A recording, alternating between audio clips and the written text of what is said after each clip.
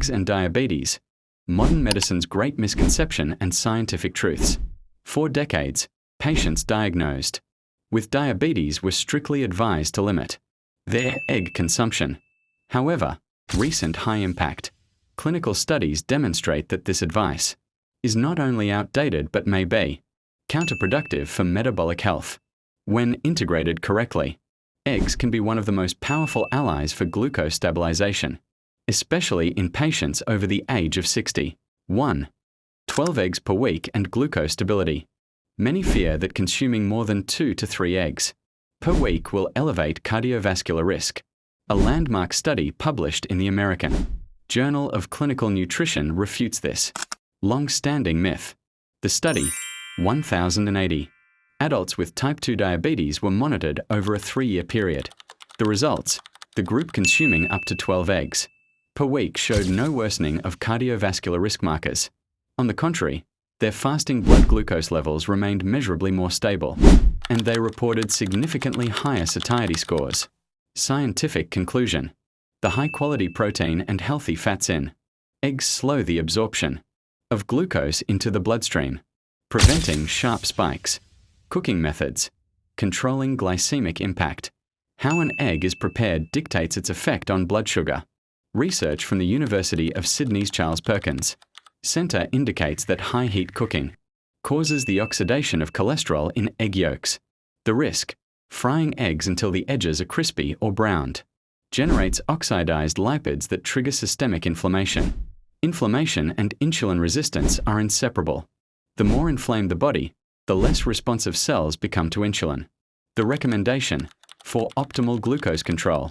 The safest methods are soft boiling, poaching, or gentle, low-heat scrambling without browning. 3. The second meal effect and circadian timing. Research from the University of British Columbia, published in the journal Nutrients, has confirmed the clinical significance of the second meal effect. The mechanism: consuming an egg-anchored protein breakfast stimulates the release of incretins, gut hormones that signal the pancreas to release insulin more efficiently throughout the rest of the day. The results: patients who consumed eggs in the morning saw a reduction in post-lunch and post-dinner glucose spikes by 19% and 26%, respectively. Aging factor: after age 65, the natural incretin response weakens. Eating 2 eggs before 9 a.m. helps compensate for this age-related decline. 4. Whole eggs versus egg whites. The power of the yolk.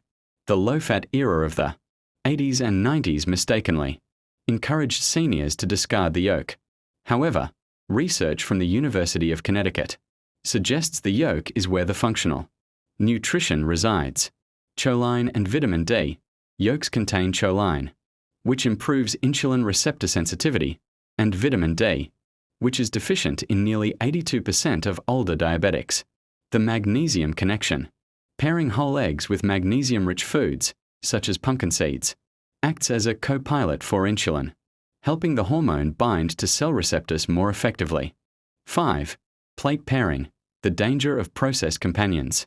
The Harvard T.H. Chan School of Public Health analyzed data from over 100,000 adults and concluded that they perceived dangers of eggs are often due to what shares the plate: processed meats, bacon, sausage, ham.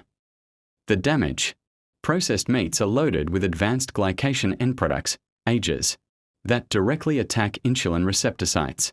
The solution: replace processed meats with non-starchy vegetables, spinach, tomatoes, and healthy monounsaturated fats, avocado, olive oil, to amplify the egg's natural benefits. Scientific references: American Journal of Clinical Nutrition. Effect of a high egg diet on cardiometabolic risk factors in people with type 2 diabetes. The Diabetics study. University of Sydney. Clinical research on oxidized lipids and inflammatory markers in high-heat culinary applications. Journal of Nutrients, University of British Columbia. High-protein breakfast and the second meal effect in type 2 diabetes. Harvard T.H. Chan School of Public Health.